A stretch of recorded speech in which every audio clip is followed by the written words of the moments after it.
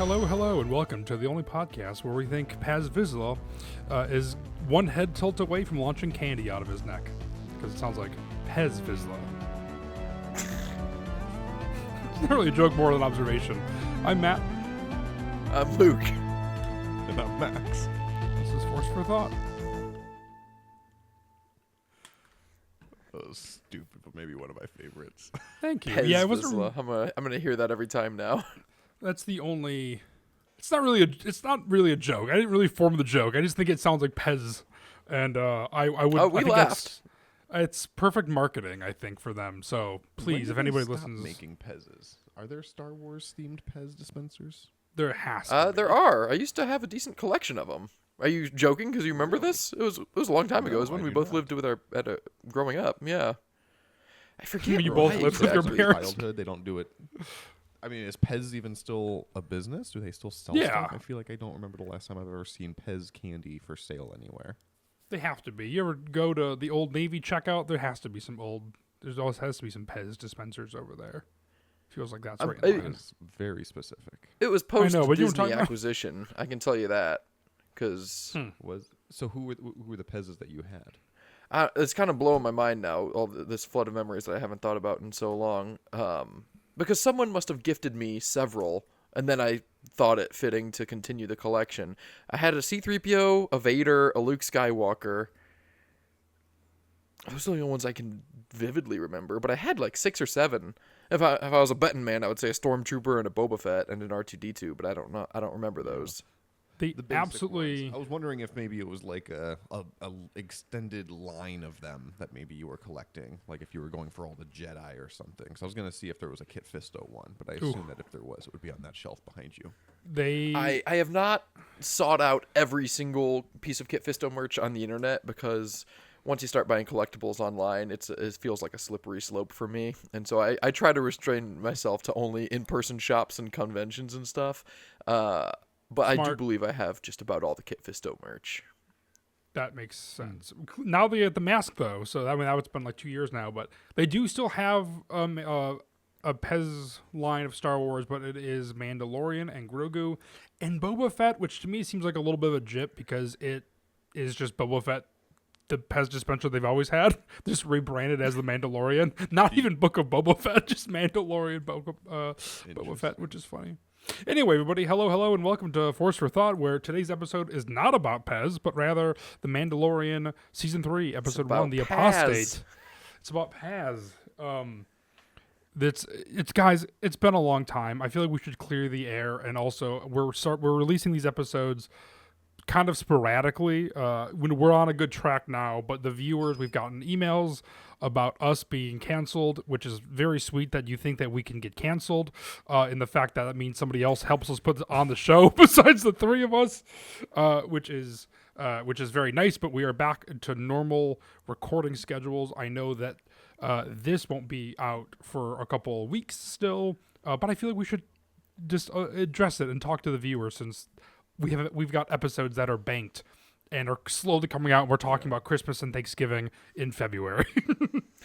Yeah, last week we were trying to lay low for a while. We really thought that we were going to be announced in the Epstein files that were just released, but luckily we're still in the clear. We think that's going to be coming out in the next batch, so I think we bought ourselves a couple months. Not on the logs. Thank God. I was going to say guys, last week, the episode that came out this week, it's February 10th as of recording. So it was like Season 2, Episode 6, I think, that came out today. And I mentioned that it was 2025. Like an idiot, dating myself so vividly. Yeah.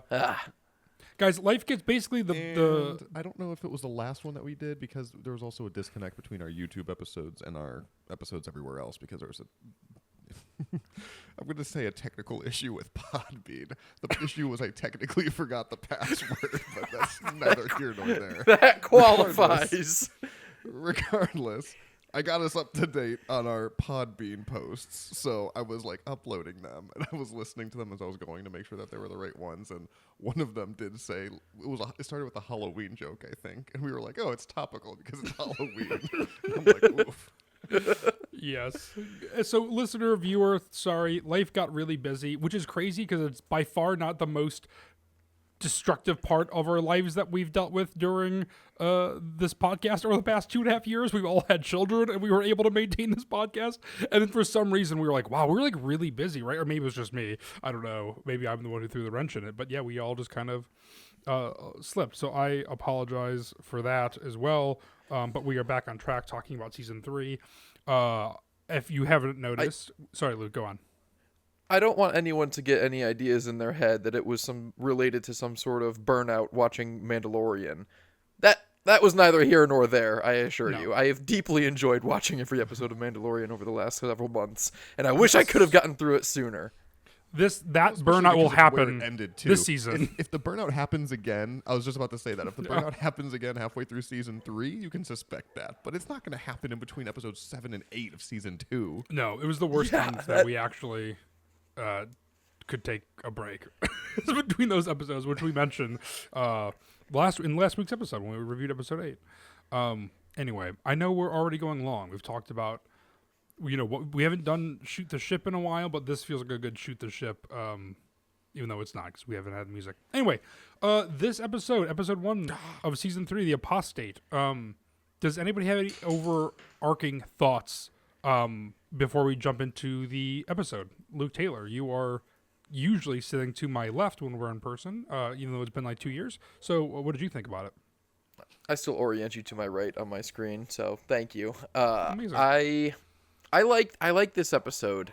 Season 3, I can't speak for the whole season as obviously because I haven't seen most of it since release, with now the exception of episode 1. Season 3, episode 1, it's worse. Everyone says season 3 is worse, and I always defend it because that sounds so disparaging.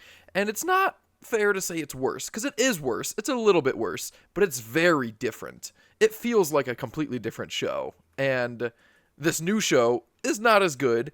And if you just say that season 3 is not as good as seasons 1 and 2, I feel like it does a disservice to the narrative around it. It's maybe in a different light, it does a service to the narrative around it, because for better or worse, season 3 feels very disconnected tonally, structurally, plot-wise, character-wise. Like, we'll get into it as we go through the episode, but just so much of it feels very different, and it's still good. It's not as great as season 2. It's not as bad as people say, but it's definitely more different than people talk about. Yeah, I have a lot to say off of that. But Maxwell, what do you think about this episode? I strongly disagree with Luke. I love this episode. I think this is great. I like this better than season 2's first episode. Now, it had Cobb Vanth, and Cobb Vanth does a lot of the heavy lifting in that episode because we, glazed Cobb Vanth enough when we reviewed it. Yes, he's good. But this episode's got Bo-Katan. It's got a bunch of other Mandalorians. It's got space battles with pirates. This episode has everything. And now here's the thing. I'm trying to be honest and not judge this episode based on my overall feelings of the season. I'm trying to go into every episode with an open mind, with a clear conscience, and say, okay, how do I genuinely feel as I'm watching this? And I feel like every single scene, I was excited. Here's the thing. The opening sequence, when they're anointing that youngling into Death Watch, and then that sea creature comes out and they have that huge battle, that's awesome. That's fun to watch. It's an action with a giant creature and all of these Mandalorians. It's basically the entire second half of Season 2's opener, right? Because as much as I like Season 2, that episode, Season 2, Episode 1, with Cobb Vanth, this episode basically does the same thing, but they shorten it into like 5 minutes and with a bunch more Mandalorians. So I like that. I feel like this covered a lot of different ground. It is definitely the most different because this is kind of the part in the show where they stop doing solo contained stories in single episodes. There really isn't a whole lot of resolution provided in this episode, but I'm okay with that. I like establishing plot points and, expanding them and carrying them through a season without, resolving them or anything like that. They haven't done that yet. So, yes, I agree that this is definitely the most different. But everything that they did, everything with the pirates, everything with the Anzellans, I was just like, I like what I'm looking at. I'm excited for where this goes. I'm excited for where that goes. So, yeah, I really liked this episode a lot. It's going to be interesting. Season 2, we all agreed each step of the way. And Max, I think you put it perfectly where this episode did everything that episode 1 of season 2 did, except in condensed form and with a lot more Mandalorians. And I think that's exactly why I disliked it. Is that that's not it felt unneeded and it felt unrewarded. Just like unlike an episode 1 of season 2, it's all a nice dramatic build. And I think, like Luke said, it is a tone shift, and I think that is. I also am going into this season with an open mind, and trying to have every single episode be different, right? Like I know season 3 in my mind is like it's not as good as the first 2, and that's okay, right? Like it can be different, and so I am thinking about the tonal shifts, and I didn't like this episode. There was things about it that I really loved, but this episode just felt so disconjointed to me, and I think the problem with this season when I was watching it for myself, this isn't a problem of like, oh, this season is bad. It's just for me, is I don't love the full I don't want to say the Mandalore backstory because that's not true at all. The Battle of Mandalore and stuff is great. It's I think it's the idea of like Din Djarin and his being an apostate does not interest me as much. Of him taking his helmet off and stuff, and that's a very core problem for myself with this episode, is because that's what the season hinges on, right? And for me, it's like the armorer making the armor. We've seen it done, and then all of a sudden, this kid, kind of being inaugurated in a Death Watch is cool. But then, to me, I've realized that I like the Mandalorian to be secretive like they were in season 1, and they come out of hiding, and it's a really cool thing, and it seems to be small and tactile and a niche group. And in this, it just seems like every costume idea was thrown out there and seen, and everything is out there instantly, where I'm like nah, I like seeing Boba Fett and everyone looking a little different, and then you have this whole clan, and there's really no one we're attached to besides Paz Vizsla and the Armorer, who we consistently, even through season 3, thought was going to be bad. And so I feel like the entire time it's like, no, this character just kind of goes nowhere for me. I didn't care for it. There's things that I liked a lot about it, but let's get into it, and so we can kind of break these things down of what you guys liked and what you guys it sounds like what I didn't like maybe, since I assume we all kind of had some things that we liked and didn't like. But we have this cold open where they're being introduced to this creed and this new hideout, which is what presumably where they moved after season 1. This sea-like creature jumps out, right? It's not a mythosaur, obviously, that's not until later, but it is, I think it is a nice little tease of what's to come. Comes out, right? And we see this giant battle and every Mandalorian is able to use their different, their jetpacks. Paz Vizsla has his heavy-duty machine gun. I like that it establishes this ritual, but then obviously to come save the day is Mandalorian and Grogu in their new ship as well, which I thought was nice little addition to be able to save the day. It's like a nice little introduction to Mandalorian and Grogu back into season 3. Once it felt like they were going to be apart, obviously they kind of come back to it. Obviously, not seeing Book of Boba Fett in between this show. What did you guys think about that transition from season 2 finale to season 3 introduction? It was stark. I know I was about that to say not smooth. I know that you are missing plot points. I thought going into this is just that Grogu is back with Mandalorian, which is a significant plot point, and I was ready to just roll with that, seeing them back together. He's got also a new, very cool ship. You don't need the backstory, but it's visually different and not smooth. Mm-hmm. He had multiple scenes with the Armorer and Paz Vizsla in the Book of Boba Fett, where he tells them that he's an apostate and took off his helmet, which is apparently the plot of this season, and that was very sudden and not smooth. Yeah. As a viewing experience, going straight from season 2 to season 3, like, whenever people ask me for my recommendation for watching the saga films, like in what order, I don't even think it matters that much.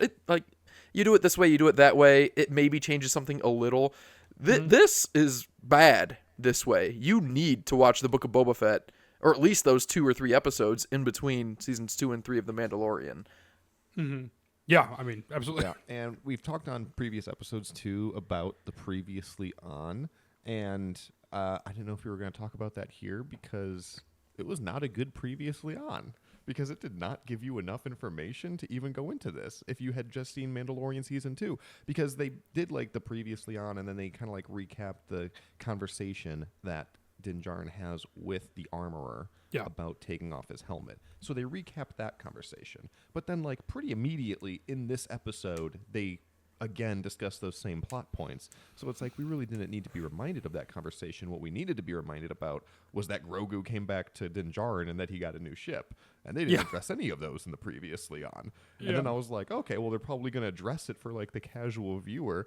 And then they really didn't, other than like a little bit of lip service they paid when he was visiting Grief Karga. So yeah, it definitely stuck out to me. But again, trying to judge it on an individual episode basis, and I still like the episode. None of that took it away from me, even though, yes, that is definitely it's a problem. It's Din Djarin, and I watched this episode with my son, and he of course, it's unfortunate we talked about it last episode, but kids just know Yoda as Grogu now, like old Grogu, as your kids say, Maxwell.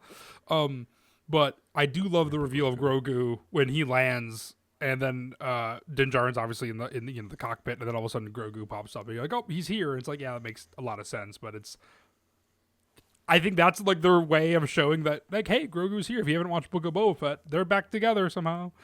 But then we cut to Din Djarin meeting with the armorer. He's officially an apostate. He's not in that religion anymore. He took his helmet off, obviously, which the armorer is really not happy about as well. So the only way, the plot point of the whole season kind of comes to a head where he needs to bathe in the mines of Mandalore, which this scene, and I think going back to my problem or my interest with Din Djarin's storyline is, I can never tell, since he was young, he is a Mandalorian, but not born into Mandalorian culture. He is, it's a part of him because he was so young when he joined it. So do you guys think that this is something where he feels guilty about it, or is he trying to reclaim his identity? Like it's interesting to me because I just saw his character kind of going in a different direction after season 1 and then season 2. And then I think in season 3, he almost walks it back. And I feel like it's just thing, right? So yeah, do you have anything to... I don't know if that's an interesting thought that you want to go off of, or moving on, but yes. He does seem to walk back all the development he made in season 2, and I don't get it. It gives the same energy as J.J. Abrams taking back the sequels after episode 8, and there was fan backlash to an extent, and so J.J. got scared and said, okay, never mind, let's undo this, undo that, undo that. It feels like that's what they're doing here, but just with no unprompted. Like, what? Why are you doing that this time? Like, he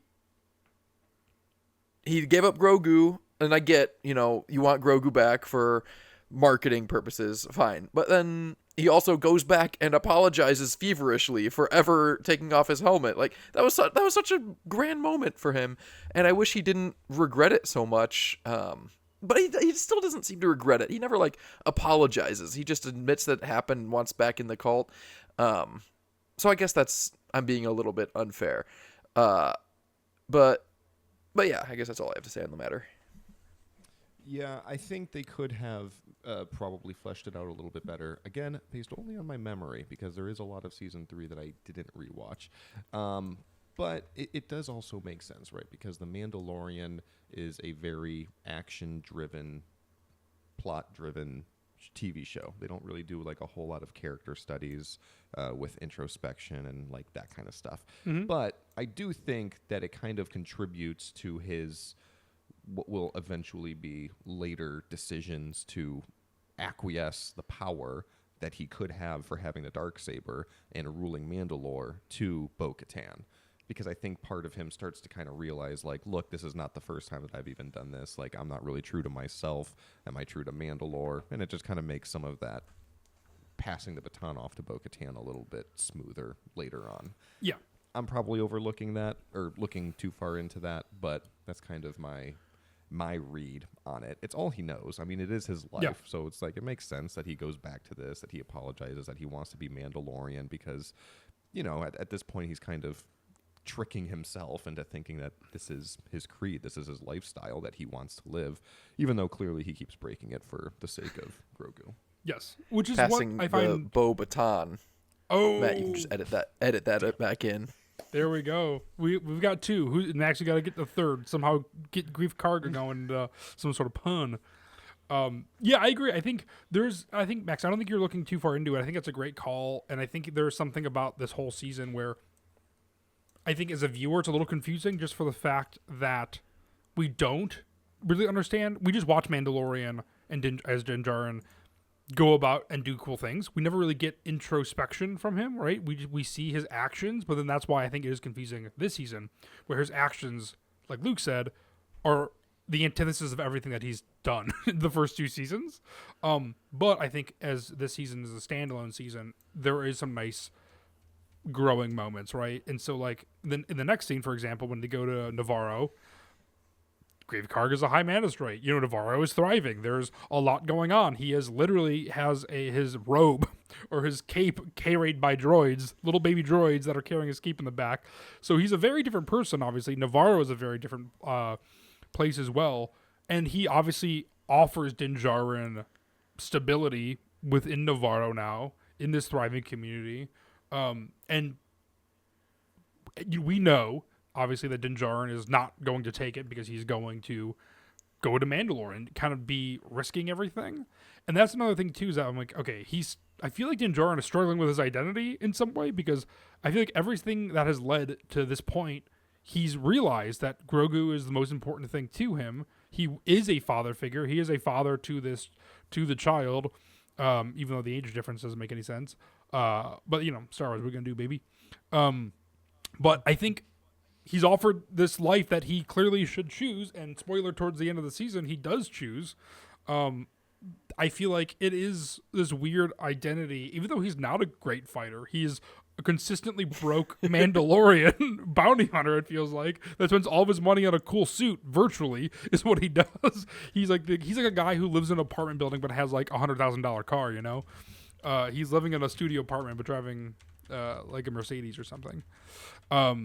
So the thing that I think about when I think of this episode quite a bit, and this episode, unlike a lot of episodes, has so many different scenes and locations, right? I'm used to being like, here's basically one location or two locations is like the ship, and then they're on this planet or something, right? It's vastly different. This season, we're jumping already from the Mandalorian hideout to Navarro, and now we're getting introduced to Vane, and he really wants to drink in a school. Does not care like children are in that school. I know that's like a stupid thing, and I know it's like the point, right? But what do you guys think of this scene on Navarro? What do you think of Navarro in general? I'm getting my footing here hosting season 3, but I have a feeling it's going to be a lot of this.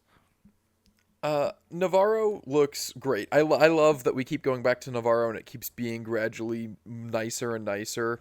High Magistrate Grief Karga, I think, is way cooler than Bounty Hunter Captain Grief Karga. I like Grief Karga more in this capacity than I did in seasons 1 and 2, when I felt like they really didn't know what to do with him after like the first episode, once he got the bounty buck. But so I like Grief Karga and I like the setting. I outright dislike the IG-11 of it. I love where it ends up with IG-12 and Grogu wearing him like a mech later, but just taking this episode for what it is, it's not even just not what I want to see or not really my style. That's outright dumb. Like, he blew up. That's like episode 9, the ruins of the Death Star being on Kif Bur. Like, I just don't believe it. It breaks the illusion for me. It takes me out of it. That being said, the scene of IG-11 crawling around with one arm and no legs was awesome, and the Anzellans trying to repair him, and Mando being in their tiny little hut with Grief Karga translating what is obviously basic back to Mando just because he couldn't understand the first part. That was all hilarious, and the kind of fun pulp that I like to see in The Mandalorian, and that's like exactly what I'm going for. The dichotomy of that scene with the following scene with Bo-Katan being like super serious and depressing doesn't really mesh that well, but we can get there. Yeah, overall, Navarro, a thumbs up. Vane, I liked better than I remember, because I don't like Vane that much because his mouth doesn't sync well with his words, which is common in Star Wars. It's a design choice that I disagree with, but most Star Wars fans probably prefer. And that was always where my take on him began and ended. But his costume is really cool. They nailed alien pirate costume, and that doesn't get enough praise. He looks good overall, and it's, I would say, carried by his costume. Yeah. Vane was really cool in this episode as well. Yeah, I 1000% agree with LT. Yeah, just the IG-11 I wasn't gelling with, but most everything on Navarro I did like. The statue was cool, I thought, just because I like when he said, "Oh, do you remember our friend?" Which is, again, a funny arc, I guess, when it's like this Grogu's first memory of IG-11 is when he has a blaster pointed at his face. And then later, obviously, it works out pretty well. But, I mean, again, seeing Grogu also float around Navarro and being able to see Navarro in a very different context, and it's bright and not dusty and dirty and dark is nice.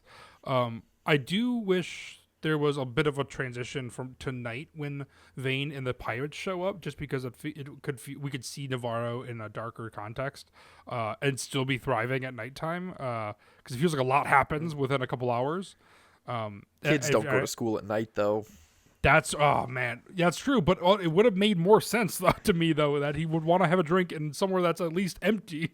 But it doesn't matter. And that's such a small hurdle to climb if that was the problem. Such a small hurdle. But yeah, I also, Max, I've been talking a lot, but the last thing I will say is Grogu's chair reveal is hilarious. When Grief Karga and Mando are talking out on the balcony, and then Grogu just turns around in the chair. Pretty funny. Yeah, I basically agree with everything Luke said. I like everything on Navarro. I thought the Anzellans were great. The IG-11 thing, I don't disagree with. It just doesn't bother me that much because, I don't know, I think it's fun. You know, I like when they're trying to rebuild it and then it pulls its half body onto the floor and starts trying to kill him. I don't know. It's like that's the best part. It's so good. Like that in this episode where it's just like, oh, you get a little bit of action and then with a little bit of comedy, you know. And it's like, I don't know. It was the perfect blend for me of Star Wars with the action and with the pulp and with the seriousness and all the different locations, because that's what you want in Star Wars. I don't want to spend an entire episode on one place, because then you get the occasional episode on Tatooine with what's his name, Toro Calican. A name we'll never forget. I like that a lot. But speaking of not knowing what to do with characters, the thing that stuck out to me was the absence of Cara Dune. Obviously, they had to kind of write that off, which is unfortunate. But I'm trying to think of like the future of this season, because the whole thing was like she went to this new group, which was supposed to be the Rangers of the New Republic for the TV show or whatever. After she brought in Moff Gideon to face the New Republic Tribunal or Judicial Tribunal or whatever it is, and we know that he never made it or anything like that. And to me, I'm like, well, if he never made it, like, shouldn't Cara Dune have been keeping up with that? Like, did she not transport him? Was that someone else's job? Did she not like check in at any point to make sure that he got there? And so in my head, I was like, why didn't they just kill her off then? Like, I feel like it would have made more sense for her to have been on that ship that broke out Moff Gideon, and then like she could have died there. I don't know, whatever. But that was really the only other note that came up from Navarro that I had. Luke didn't already touch upon. I thought we were going to see Cara Dune dead in space when we see Gideon's. I mean, this is like an episode from now, but Gideon's transport or whatever, like broken and all frozen up. Do you guys remember that? That would be a good time. Yeah, I do. Yeah. That would be a good time to really tie a bow on Cara Dune. I do. Wish I agree, Max. I agree. I forgot that element, but I even had a note, Cara Dune feels more absent than I remember, because I like Cara Dune more than I remembered overall, and she had a much more personal relationship with Mando than Bo-Katan or Grief Karga. Like, I thought of them all as like a merry band, but in just season 2, like, Bo-Katan barely likes Mando a little bit. She doesn't in Cara this Dune. season either. No, she Very doesn't. reluctant. Cara Dune and Mando were very close friends. The way they wrote her out does not feel that jarring, that din jarring, and so that doesn't bother me. But structuring your premiere with going and hitting up all of Mando's friends in one go, it feels more obvious that she's not there. Like, IG-11 was in it, for God's sake. Like, we're getting everyone back. And so her not being there does make it seem more prevalent. I do hope she does return to Mando and Grogu.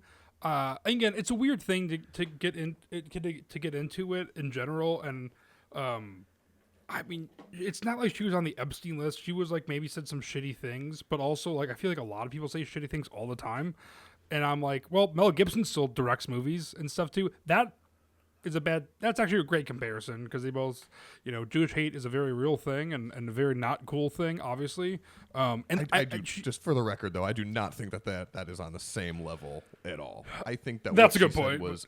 can barely be considered a shitty thing. It's just the thing that your boomer uncle would post on Facebook that you would Yes. just roll your eyes at. I agree, and I 1000% agree. And I think like things that like James Gunn, for example, has said have been worse, and he's controlling all of DC. And it's a weird thing, but also I think at the time they were being ultra protective, and I think honestly like it would make sense for her to return to Mando and Grogu. I don't know. I don't think people would be upset by that. I don't even know who Gina Carano is outside of Mandalorian. I don't think most people do. I think people would be over it. I don't think anyone really cared. I would love it if it was. I agree. I would cheer for that. But I know, which is such a weird thing because especially rewatching it, I like enjoyed Cara Dune in season 2 way more, and more consistently more than I thought. And I just feel like for consistency's sake, I would have that. And that's not saying I'd rather have a good Star Wars story or a decent Star Wars story versus like whatever she said. But it wasn't even. I don't know. It's not like you said. It seems like something like a boomer uncle would say. Maybe I'm digging myself into a hole, but I don't care that much about Cara Dune. But we'll defend her cancellation. But I do disagree with Luke that I didn't really fall in love with her in season 2 by any means. I do not care if she doesn't come back. I think it would be cool if she did, but I'm not like craving more Cara Dune content. Mm-hmm. This on Navarro obviously is like where she should have been included, and that's really about it. It's like nowhere else in season 3 do I recall thinking like, oh, really wish Cara Dune was here for this. But I think that's the thing. It would have been just a different season, right? I think that's the thing is that like in this season, yes, the season we got, I think it would be a different season if she was, the original plan, whatever that may have been. But I do believe that there's an episode coming up entirely on Coruscant with the New Republic with none of the characters from the show that Cara Dune would probably slot nicely into to make it feel more cohesive. Yeah. Okay. Man, two quick things on episodes because I totally forgot about that. Yeah. No one else is in that episode. It's coming right up. It's coming I right think up. it's episode 3. Dr. Pershing and Elia Kane. I remember in when IG-11 comes alive and we audibly gasped watching that together as well. That is a great moment. I do love that moment. I also love how Mandalorian throws Grogu to Grief Karga like a football. He just catches him like flawlessly.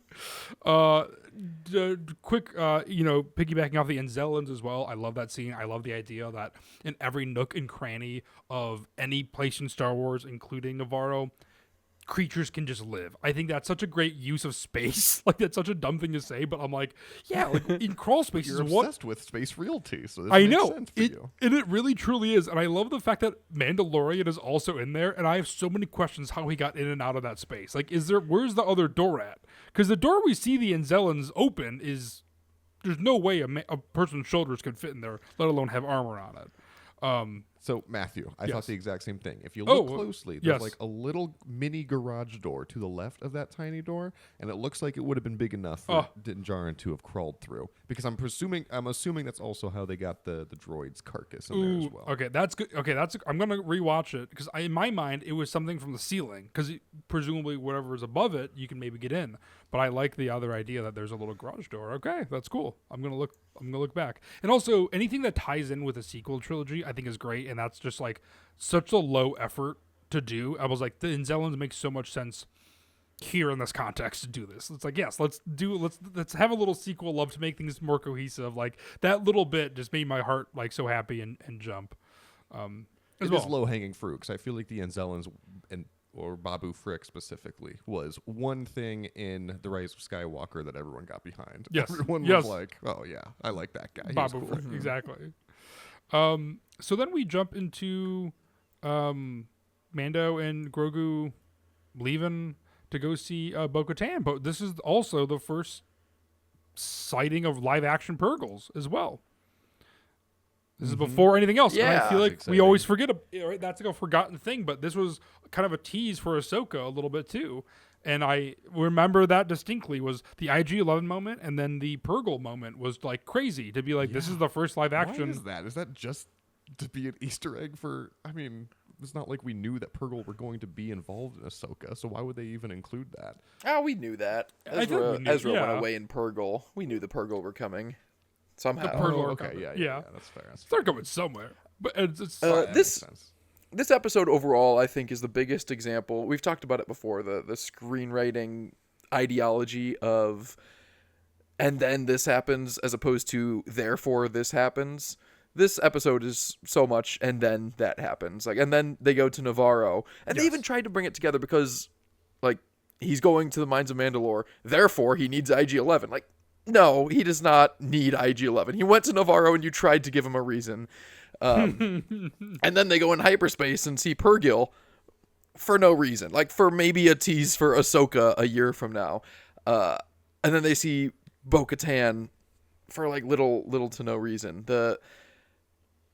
I like the idea of seeing all of Mando's friends and catching up with them after a break, but the execution did not land for me. well, before that, how about the space I liked battle? all the different sequences, but I do agree with you that they were not. I don't know. Incohesive sounds like a strong word. It's course correction, right? Which is fine, but it's like, all right, how do we tie all these things together differently? It's like, oh, we do it all in one episode, which it goes back to the tone thing I think Luke was talking about earlier, where it's just a different tone, you know?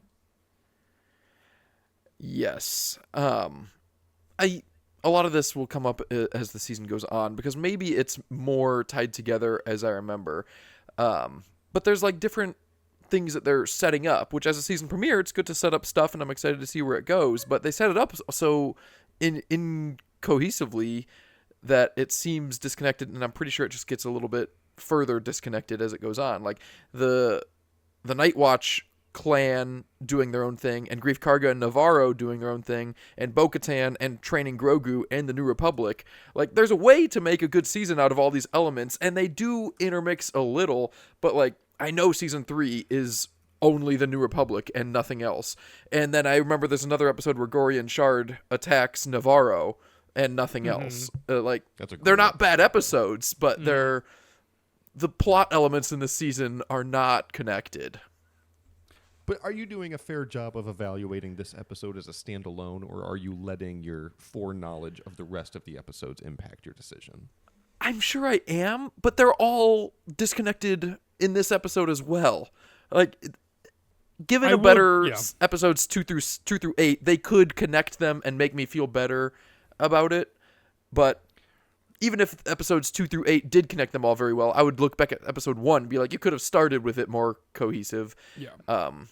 Obviously, it's amplified because they diverge more than converge. But no, I don't think I'm being unfair, but I'm sure I am. I will say two things. One is that I agree, Luke, that I think they are a bit disconnected. And two, Maxwell, this is Luke Taylor. He's never said anything bad about Mandalorian this entire review. We're the ones usually who are saying shit, and not Luke. So I'm going to say Luke's correct in this. at least a little bit too. And maybe we are, like I said, we are letting the rest of the season kind of go by us and understand that these kind of go nowhere or don't converge, like Luke said. They kind of diverge.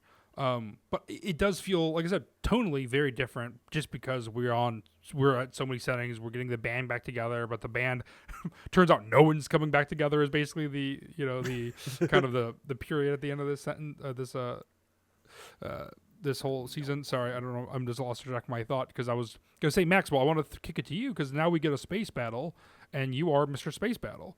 So how did you, after the Purgles, what did you think of this space battle where we get Vane back and his pirate gang going after Mando and Grogu? It was a great space battle. We got to see the N1 in action because we didn't get any space battles in Book of Boba Fett, so this was the first time kind of seeing it in full effect.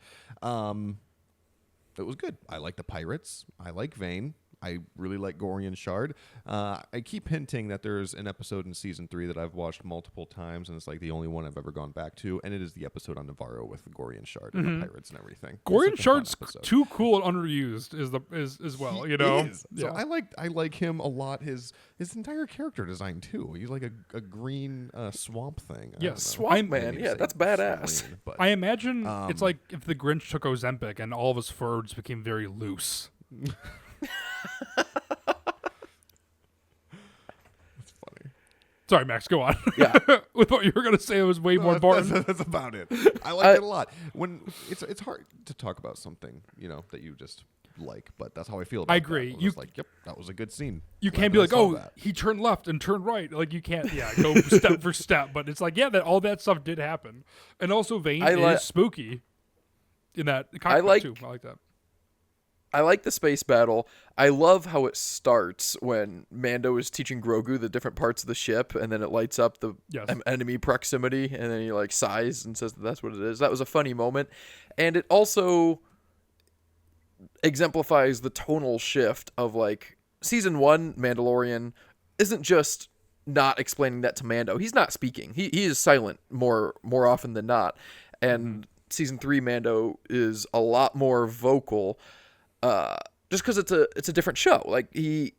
It's about training Grogu to be a Mandalorian at times, at enough times that Mando can talk and expand upon character or plot development, maybe.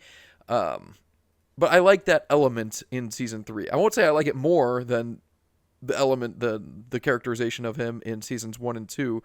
But I don't like it much less. But it is distinctly different. That's the kind of thing I'm talking about with season 3. Different, but I like it better because it is the next evolution in the relationship. Because he was never training him to be a Mandalorian or anything like that. So it is very different, and I do like that. And it does, I guess, just kind of serve nicely for the writer's room that it's also a cheap way to get quick exposition in there. Like when they go to Bo-Katan's planet, and he just says, "This is so and so, one of the moons of Mandalore, and that's Bo-Katan's house." And it's like, okay, no, yeah, that's a good way to exposit it. I just think it's cheap writing. Yes. I think it was easy. They're taking an easy way out. We need that information. Other than the storytelling aspect of writing, what am I trying to say? I don't think there was any actual dialogue in this entire episode that jumped out at me as wow, that was bad writing. I agree. Maybe except for during the IG-11 battle when he dropped a statue on his head and Din Djarin literally said, "Now that's using your head." I was like, "Oh, that's great. That's a little too pulpy for me." Yes, I have that. I have that highlighted on my notepad right here. I agree. Other than that one, funny. I would say I don't think there was any dialogue that jumped out at me. I think it's not for me. It wasn't the dialogue. It's the positions were set up in for me that I didn't love, especially in this on Cavelia with Bo-Katan. Again, I hate being that guy when especially on this podcast and when we love Star Wars and talk about it. I do love seeing Bo-Katan in this empty throne room. It's because that's where we're at next. And I feel like it wasn't any of the writing because I think they're both really good actors and they can make anything that's even written bad sound pretty good. But I think it's just the context in which we see everything in. I almost would rather have Bo-Katan meet Din Djarin on the platform and give us that exposition, and then lead him into this empty castle, basically, and then sit on the throne. Like, I would just rather have that be set up different is my problem. Just because But you got to know that she hates him. I know, that's the thing, but she's also alone, so I was like, oh, this would be perfect. Also, when Mando leaves, and Gorian Shard, I imagine, and he like yells something when Mando hits like hyperspace and leaves. I imagine him being like Unkar Plutt, where he's like, "That's my ship," and then he flies away. It's the same exact energy that he is given. That reminds me, that was the other line that I thought was a little too pulpy when he has the confrontation with Gorian Shard, and then he says to Grogu, "Never trust a pirate." It's like, what? You were a pirate 6 months ago. That's so funny. He was not a pirate. He was a bounty hunter. Ah. Night and day difference. He should have said that to the skeleton crew, kids, you know? Just forewarning. And would have saved them a lot of turmoil. But they had to get home. I digress. So anyway, we're on Cavelia. I think I'm saying that right. Again, I'm watching this with my son, so take that with a grain of salt. Her followers have abandoned her. She failed to unite Mandalore. She does obviously now have the Darksaber. She still hates Din Djarin. No surprise. Din Djarin is there to basically talk about Mandalore and his mission. And kind of get some sexual tension going on. What do you guys think of this scene? There's no sexual tension. I just want to see your face, Luke. I did not think there was sexual tension. I like this scene. I like the plot point that it sets up, that Bo-Katan is resentful of his cult for not being present for the Purge or the battle for Mandalore or any of this stuff, and now he has the gall to want to go back for religious purposes that still doesn't really involve her, and he like pretends to care about her cause, and it really is just to suit his own needs, and he has the Darksaber, and that's super annoying because he doesn't even want it. Like, I like that tension and what it sets up, and this is a plot point that does get carried through the season, I think, in a satisfying way. I'm excited to see as it goes on. I'm worried I don't like season 3 because I liked season 1 and 2 so much more this than is like I the thought best I did. episode of season 3. So if you're already starting to turn, I thought I liked Wait, all you of think so, Mandalorian Maxwell? about the same, and I loved seasons 1 and 2. So I'm worried about season 3, and I did not love this episode. Yeah, I agree, but we'll see. Max, also, sorry, to go to what you were saying earlier about, do we have any thing going forward in the other episodes? Are we kind of, putting that on this episode? I agree. With this scene specifically, I do like this scene. The unfortunate part of this scene is that they basically do it again, like next episode or in episode 3 of the season, where they go back and they have the same conversation basically in the same exact setting. I think that's my problem with it going forward. So I digress. I do enjoy this specific scene. I don't like the second version, the time they do it. I remember that. So I apologize. That might be fair. I don't recall season 3 well enough to be able to argue against that. So that might be true. But I mean, I agree with what you guys are saying. I like this scene as well. I like everything that it's setting up for everything with Mandalore. I do remember where the Mandalore plot goes and finding out about the Mandalore lore. I like it. I think it's funny, all the memes that came out of people making fun of Bo-Katan just like lounging on her throne all day. Yes. Or it's like, did she see Din Djarin drive up and she like ran over to her seat That's real quick? exactly, She's like, hold on, I got to get ready. Like stuff like that. Like that doesn't bother me at all. Yeah. But I think that's good. It's fun funny. right there. Exactly. So I like this scene. Obviously, this scene kind of wraps up the episode, and I think a lot of people didn't like that there wasn't any sort of resolution to anything, because obviously we've been given 16 straight episodes of a plot point is introduced and a plot point is resolved, whereas this is just 4 different plot points were introduced, loosely introduced. So, we'll kind of follow those threads as we go and take them as is. I'm trying to go through it episode by episode to be fair, but also because I don't remember season 3 that well.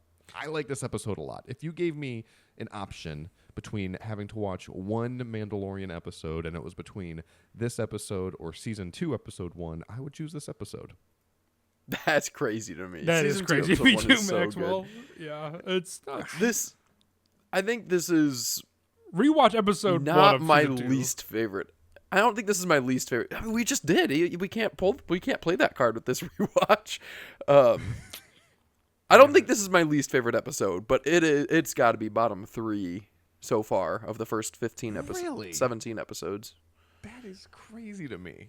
I like this episode quite a bit. I think it's the same for me. I think the only one I dislike more, I'd say, is the gunslinger.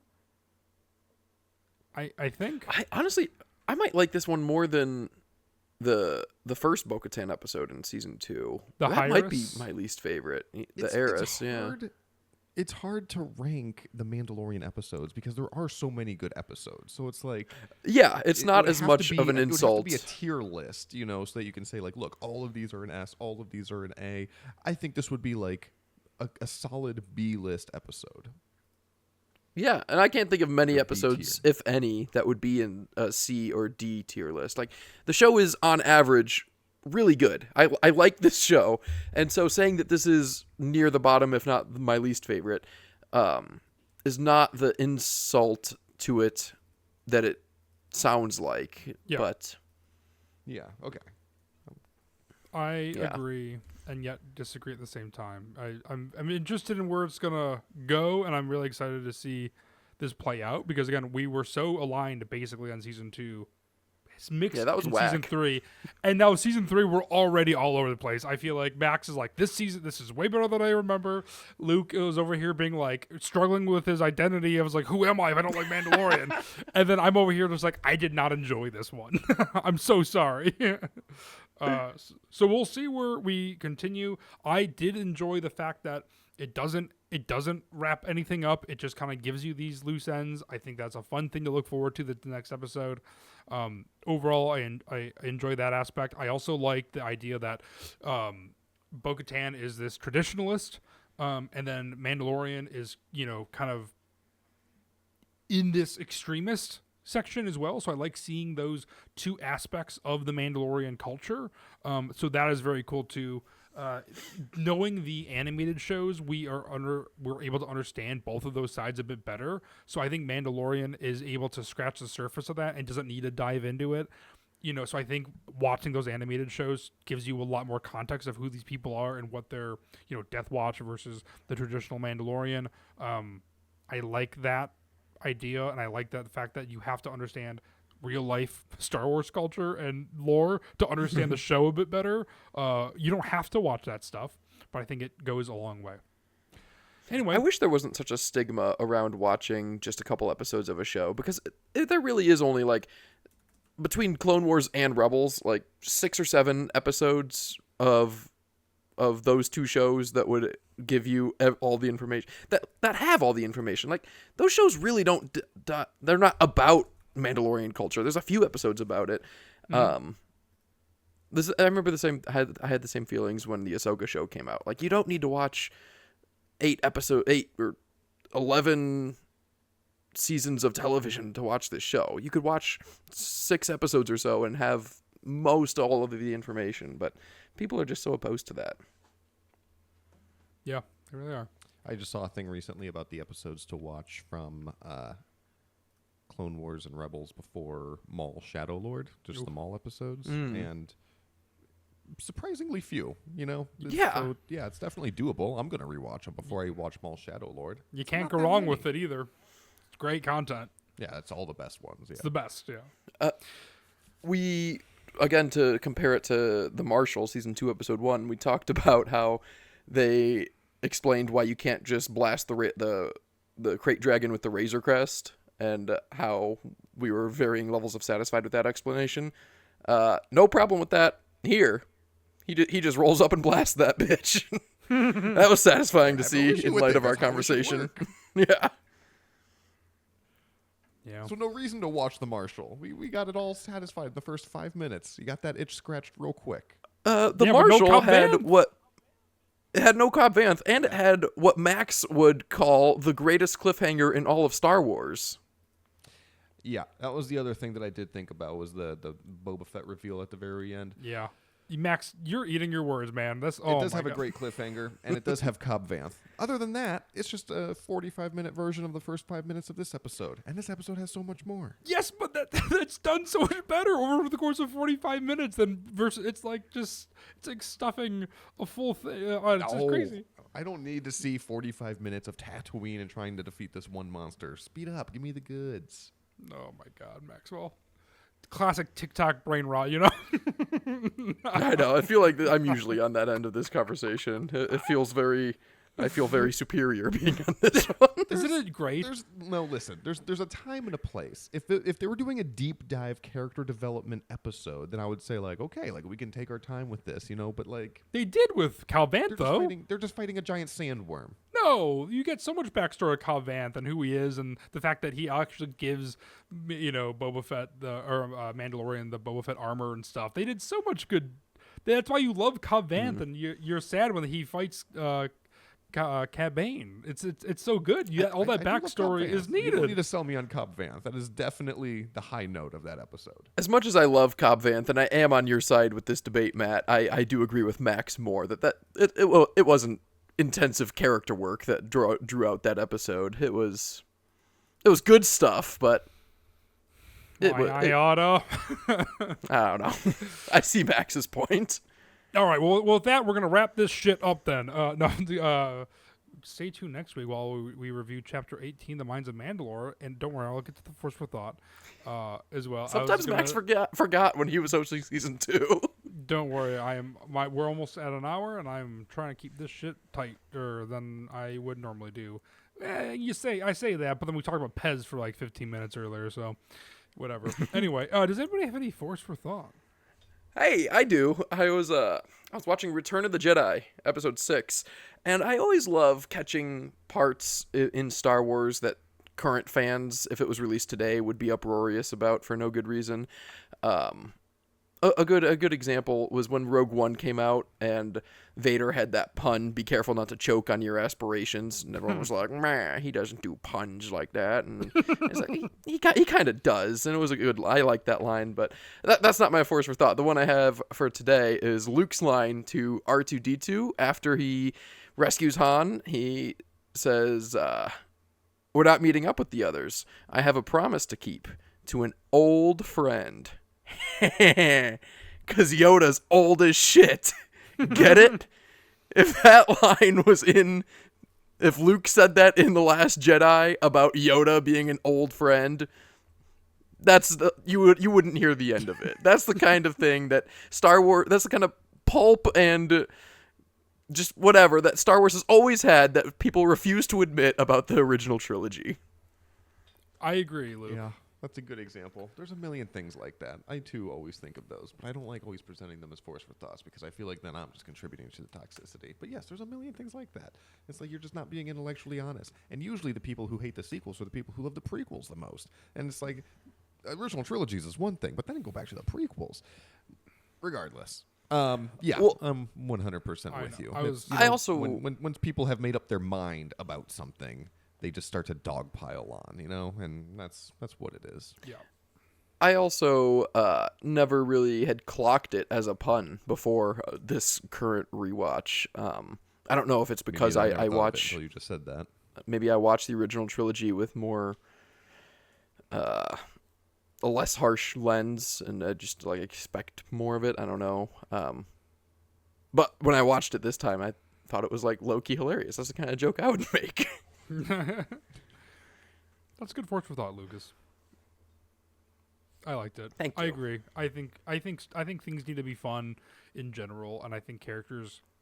I think there's a big difference between the thing itself being goofy and pulpy and weird versus the characters being pulpy and weird sometimes. I think the original trilogy is a perfect example of characters being pulpy and weird in a very serious universe, which I think is a great combination. Yeah. Anyway. That's a good way to put it, yeah. Thank you. Well, stay tuned for next week where we dive into the mines of Mandalore along with Din Djarin, and we might see a creature or two. I feel like weird wrapping this up. Max, you want to give us the sign off and I can see you, Sammy? I'm not used to the one who wraps it up. Yes, let us know what you think. Follow along with us as we continue to relive Mandalorian Season 3. You can reach out to us I have one more thing to across say. social media. I have one more thing to say because I just remembered. Season 3 Mando review was the first episode that we ever debuted on our podcast. That was what we talked about the first time we ever had. That was our first episode, wasn't it? We definitely recorded it the first time we ever recorded. Yeah. I'm pretty sure it was episode 1. So for all the OG fans, you can go back and check us for intellectual dishonesty, whether our takes are changing over these last 3 years. I'm excited to go back through and hear how much I loved it, is what I'm nervous about. All right. Well, yes, and you can let us know. You can let us know across social media or at Gmail at ForceForThought. No, damn it. I lost it.